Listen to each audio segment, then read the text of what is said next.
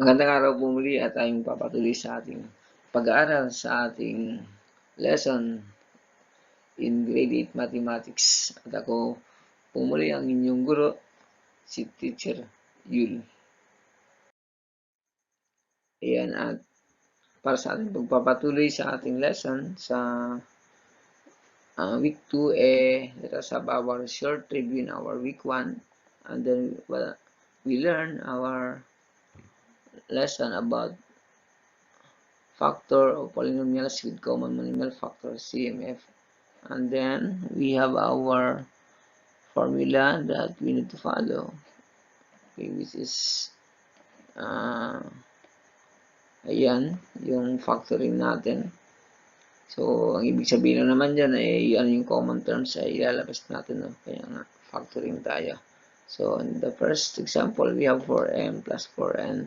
So, the common number of common terms is 4. So, ilalabas natin yung ano, 4. Yan, ulit tayo. Para malinaw.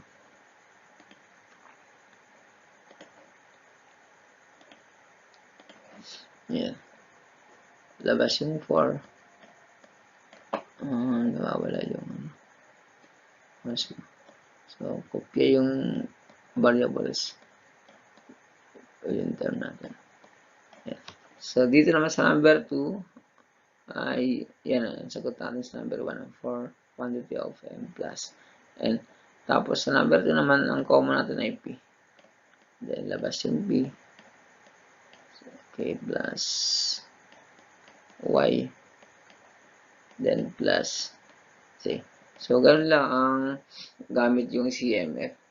Yung common nilalabas natin. So, vice versa yan, or reverse ng distributive property in multiplication. Okay. So, or ginagamit din natin yan sa multiplication of polynomials. Okay. Kabaligtaran lang. And sa lesson 2 natin ay about naman sa factoring the difference of two squares. So, pinag-usapan dito yung perfect squares. Okay. So, we have our formula. Napakadali lang yan sundan at alamin yung ating formula. Lagi magkasama yan kapag difference of two squares, yung positive tapos negative. Ang kalabasan yan, binomial lang. Wala lang siyang middle term. Kasi makakancel na lahat kapag yan ay dinistribute. Okay, by using the FAL method.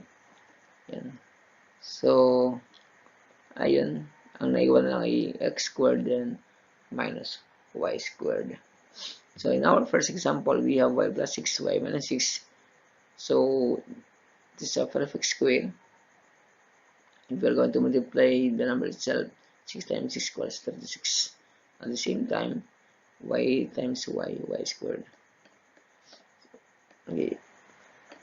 Kung gusto mo niyang pahabain, para malaman mo talaga kung bakit naging y squared then minus 36 na lang, pwede mo siyang i-distribute lahat. Then, at the end, mawawala din yung y times negative 6 equals negative 6y then ito naman kasama.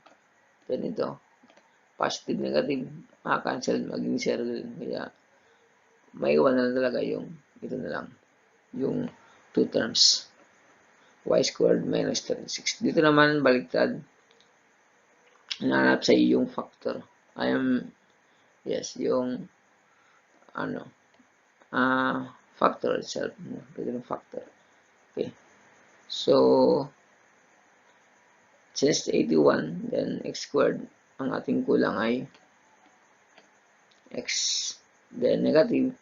So, dapat partner niya positive and 9. Okay.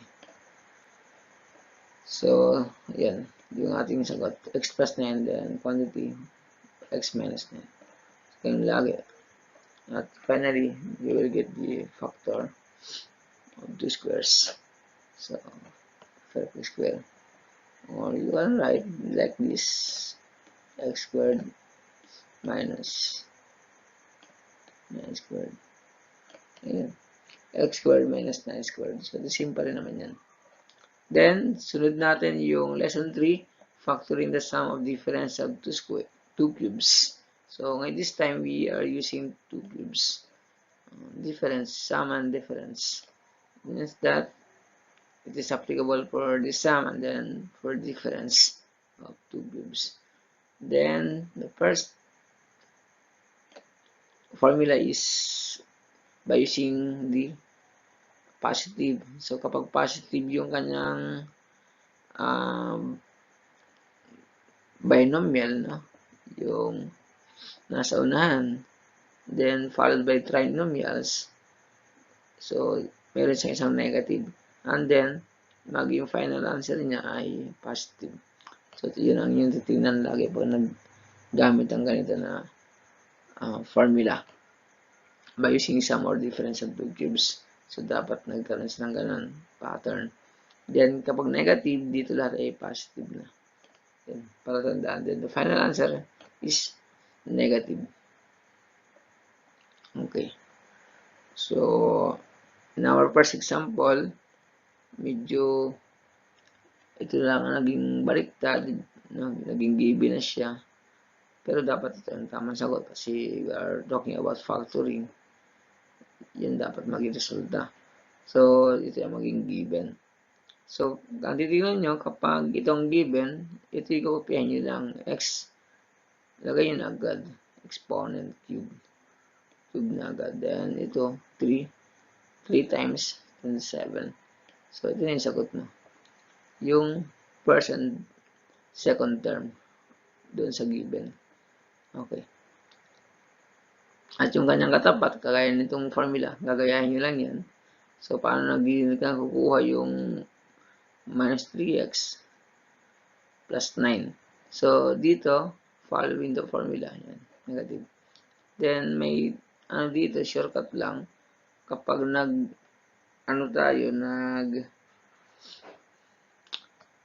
distribute, no, by using the binomial, square of binomial.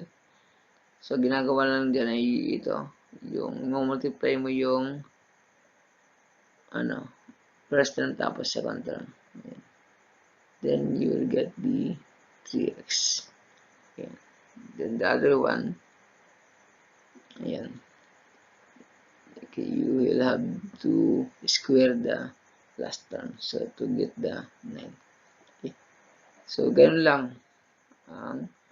Using the square of binomial. Okay. Then, for number 2, y cube minus 8 equals y cube plus 2 cube. Ayan. Ito kasi ang given natin ngayon. Kaya, pero talaga yung dito, ito ang given. Y minus 2. Kaya makita mo dito kung where tong y cube, go cube lahat. Tapos, 2 times 2 times 2, 2 raised to 3 cube agad. Ito na yung sagot agad. Okay, then applying the trinomial para maging partner mo. Ayan, just multiply the first term then the last term. So, 2y. And then since you are using negative, lahat ng itong trinomials ay positive. So, yun ang tatandaan nyo lagi. May pattern lang. Okay.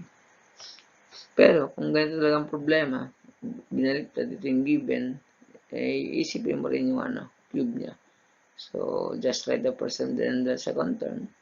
Yan na, yung kalabasan ng cube. Then extracting. Isa-isa. So, y2. Ayan. Ayan, pabalik-balik na naman din.